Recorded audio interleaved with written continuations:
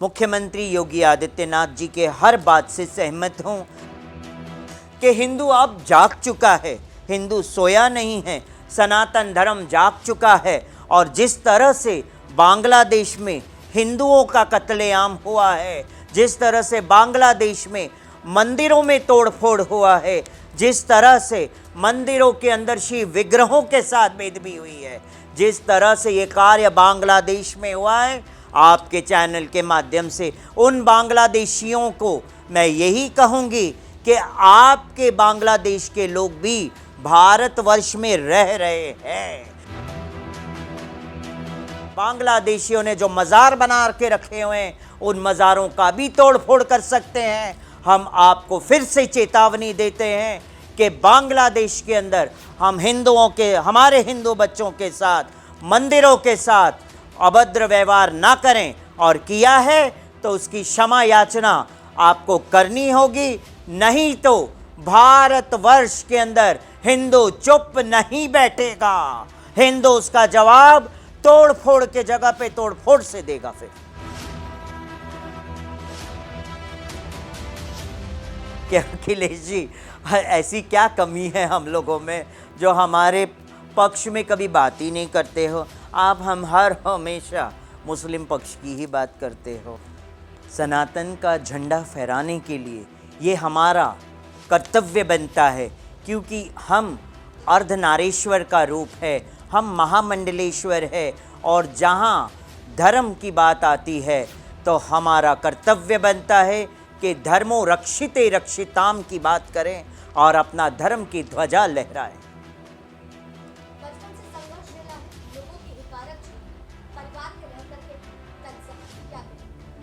क्या कहेंगे? मैं यही कहूँगी, जितनी दर्द हमने झेला है बचपन से लेके अब तक, मैं यही कहूँगी, मैं फिर भी किसी को टिप्पणी नहीं देती हूँ, किसी को उलाहना नहीं देना चाहूँगी। यही कहूँगी, जो ईश्वर की कृपा है, शायद हमारे कर्म ऐसे थे, हमारे पाप धुल गए और आज आपके सामने महामंडलेश्वर के पद पे बैठी। बॉलीवुड में मेरे पिताजी स्वयं डिस्ट्रीब्यूटर थे, फिल्म डिस्ट्रीब्यूटर थे, जो राज कपूर जी की फिल्में उन्होंने डिस्ट्रीब्यूट की। तो उसके वजह से हम भी फिल्म इंडस्ट्री में, हमें कोई शौक़ नहीं था आना, मगर कहते हैं ना, अगर पेट पालना है तो कोई कार्य तो करना पड़ेगा। इसीलिए हमने फिल्म इंडस्ट्री में जो प्रोजेक्ट आते थे हम करते थे, क्योंकि हमें कुछ पैसे मिल जाए और फिर हम वृंदावन जाके अपना शास्त्रों का अध्ययन कंटिन्यू करें और अपना भरण पोषण भी हो।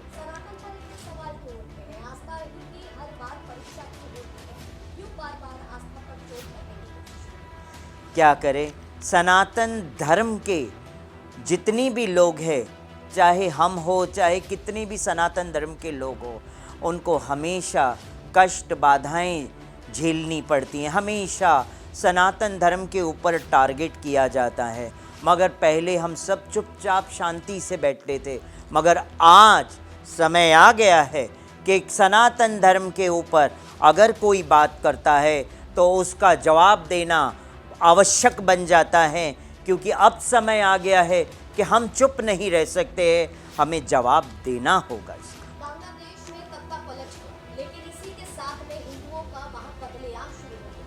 सीएम योगी आदित्यनाथ का एक बयान सामने आया, जिसमें बात कह रहे हैं हिंदुओं को अभी जाग जाना चाहिए, देख लेना चाहिए हसरत क्या हो रहा है। आपको क्या लगता है? मैं मुख्यमंत्री योगी आदित्यनाथ जी के हर बात से सहमत हूँ, क्योंकि हिंदू वो को जागना ज़रूरी है। मगर मैं आपके चैनल के माध्यम से आदरणीय योगी आदित्यनाथ जी से यही कहूँगी कि हिंदू अब जाग चुका है, हिंदू सोया नहीं है, सनातन धर्म जाग चुका है। और जिस तरह से बांग्लादेश में हिंदुओं का कत्लेआम हुआ है, जिस तरह से बांग्लादेश में मंदिरों में तोड़फोड़ हुआ है, जिस तरह से मंदिरों के अंदर शिव विग्रहों के साथ बेदबी हुई है, जिस तरह से ये कार्य बांग्लादेश में हुआ है, आपके चैनल के माध्यम से उन बांग्लादेशियों को मैं यही कहूँगी कि आपके बांग्लादेश के लोग भी भारतवर्ष में रह रहे हैं और हम लोग फिर भी शांत है। अगर हम चाहते तो भारत में रहने वाले बांग्लादेशियों को भी सबक सिखा सकते थे। बांग्लादेशियों ने जो मज़ार बना के रखे हुए हैं, उन मज़ारों का भी तोड़ फोड़ कर सकते हैं। हम आपको फिर से चेतावनी देते हैं कि बांग्लादेश के अंदर हम हमारे हिंदू बच्चों के साथ, मंदिरों के साथ अभद्र व्यवहार ना करें, और किया है तो उसकी क्षमा याचना आपको करनी होगी। नहीं तो भारतवर्ष के अंदर हिंदू चुप नहीं बैठेगा। हिंदू उसका जवाब तोड़ फोड़ के जगह पे तोड़ फोड़ से देगा। फिर वक्फ बोर्ड का संशोधन बिल सरकार लेकर के आई, उसका विरोध विपक्ष पार्टी करती है। सीएम योगी ने कहा कि दुकानों के बाहर नेम प्लेट होगा, उसका विरोध विपक्ष करता है, लेकिन थूक लगाकर यूसुफ मियां मसाज करते हैं, उस पर विपक्ष चुप रहता है। ये कैसी सियासत है? ऑपोजिशन का हमेशा यही काम रहा है कि जो बात प्रधानमंत्री करते हैं उनके विरोध में हमेशा ऑपोजिशन आता है, क्योंकि सच्चाई कहते हैं बड़ी कड़वी होती है, सत्य बड़ा कड़वा होता है, मगर सत्य सत्य होता है। और आज वक्फ बोर्ड का जो सत्य है उजागर हुआ है, इसीलिए ऑपोजिशन को मिर्ची लग रही है। तो मैं ये कहती हूँ, सच्चाई है इसीलिए आपको तकलीफ हो रही है। आपको ऐसा लग रहा है आपके हाथ से बहुत कुछ निकलता जा रहा है, जो अरसों से आपने जमा करके रखा है या लूट के रखा है। लोगों की ज़मीनें, लोगों का मतलब आपने गुरुद्वारों को भी, आप गुरुद्वारे की ज़मीनों को भी आपने अपना बना लिया, आपने द्वारिका की ज़मीन को अपना बना लिया, आपने नए संसद भवन की ज़मीन भी आपकी हो गई। आप पुलिस स्टेशन, जो दिल्ली का पुलिस स्टेशन है बहुत बड़ा, वो उसकी भी ज़मीन आपने कह दिया कि वक्फ बोर्ड की है। तो वक्फ बोर्ड का अगर सब कुछ है तो फिर हमारा क्या है? आपने पहले प्रधानमंत्री नरेंद्र मोदी के खिलाफ चुनाव लड़ने का ऐलान किया, फिर आप उनके साथ आ गए। क्या लगता है, पहले बॉलीवुड फिर अध्यात्म, अब क्या सियासत में भी आपका आगाज होने वाला है? देखिए जी, हमें आदरणीय प्रधानमंत्री नरेंद्र मोदी जी से कोई ऐसा हमारे मन में ये नहीं था कि हम उनके खिलाफ इलेक्शन लड़े, मगर जब हम उनके खिलाफ इलेक्शन लड़ने क्यों खड़े हुए, उसका रीज़न था मेरा किन्नर समाज। मेरे किन्नर समाज को स्थान चाहिए संसद में, मेरे किन्नर समाज की आवाज़ पहुंचानी चाहिए लोकसभा में, राज्यसभा सांसद का सीट हमें देना चाहिए था। इसीलिए हम इलेक्शन में खड़े हुए आदरणीय प्रधानमंत्री नरेंद्र मोदी जी के विरोध में, और हमें कोई विरोध भी उनसे नहीं था, मगर हमारी आवाज़, वो कन्नड़ समाज की आवाज़ उनके कानों तक पहुंचानी थी। चाहे वो आदरणीय प्रधानमंत्री नरेंद्र मोदी जी हो, चाहे जेपी नड्डा हो, चाहे अपना राजनाथ सिंह हो, चाहे गृह मंत्री क्यों ना हो अमित शाह, मगर ये सब हुआ और उसके बाद भी सरकार शांत है। महाकुंभ का आयोजन होने वाला है, लगातार किन्नर अखाड़ा चौथे अखाड़े के तौर पर मांग करता रहा। इस बार महाकुंभ की सूरत में आप लोग शुभ। बहुत अच्छा सवाल आपने पूछा, तो मैं आज आपके चैनल के माध्यम से एकदम क्लियर कर देती हूँ कि मैं बार बार एक शब्द कहती रहती हूँ कि मैं किन्नर अखाड़ा की महामंडलेश्वर नहीं हूँ, मैं निर्मोही अखाड़ा से महामंडलेश्वर हूँ।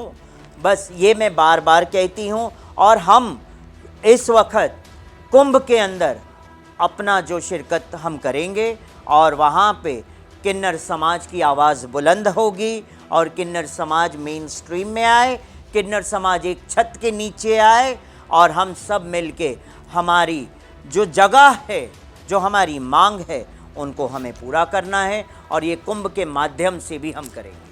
अयोध्या तो झांकी है, काशी मथुरा भी बाकी। नारा बहुत लंबे से लग रहा है, लेकिन अब लगता है कि मथुरा का भी कुछ पूरे होने वाले हैं। मथुरा में दर्शन जन्मभूमि और शाही मस्जिद विवाद में हाईकोर्ट ने बड़ा फैसला किया, जिसमें मुस्लिम पक्ष की आपत्ति को खारिज करते हुए हिंदू पक्ष के दावे को मजबूत किया।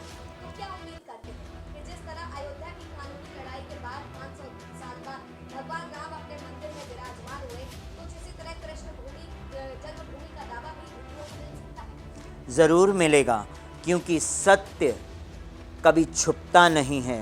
कुछ समय के लिए सत्य दब सकता है, मगर सत्य कभी छुप नहीं सकता है।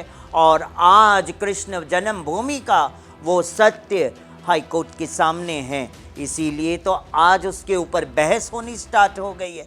तो ये बड़ी खुशी की बात है जो हाई कोर्ट ने इस बात को मान्य किया है, क्योंकि एएसआई सर्वे भी बीच में रोका गया था, तो उस वक्त भी प्रमाण निकले कि कृष्ण जन्मभूमि के, क्योंकि मूल कृष्ण जन्मभूमि है वो उस मस्जिद के अंदर है। और बहुत जल्द आपको देखने मिलेगा कृष्ण जन्म के समय हम पहुंचेंगे कृष्ण जन्मभूमि पे, और मूल कृष्ण जन्मभूमि पे पहुंचेंगे और गंगा जल का छिड़काव करेंगे और उसे पवित्र करेंगे। भागवत कथावाचिका के तौर पर आपकी क्या अभिलाषा है? कृष्ण जन्मभूमि भागवत करना चाहेंगे भविष्य में? अगर हमारे ब्रजवासी, मेरे प्यारे ब्रजवासी, मैं तो कान्हा की सखी हूँ, कान्हा के गुण गाना चाहती हूँ और कथा करना चाहती हूँ। हमारे ब्रजवासी और मथुरावासी अगर ये सौभाग्य मुझे दे तो मैं कृष्ण जन्म के ऊपर कथा करूँगी, क्योंकि मैं हर हमेशा मीरा के पच्चीनों पे चलती हूँ और यही गुण गाती हूँ। एरी मैं तो प्रेम दीवानी, एरी मैं तो प्रेम दीवानी, मेरो दर्द न जाने को, मेरो दर्द न जाने को, जाने तो जाने मारो गिरधर गोपाल, दूसरों ना कोई। अखिलेश लगातार ओवैसी की भाषा बोलते हैं, आखिर क्यों हिंदू होते हुए भी उन्हें हिंदुत्व से इतना ऐतराज है? अब ये तो मुझे अखिलेश जी से पूछना पड़ेगा कि अखिलेश जी ऐसी क्या कमी है हम लोगों में जो हमारे पक्ष में कभी बात ही नहीं करते हो। आप हम हर हमेशा मुस्लिम पक्ष की ही बात करते हो, है ना।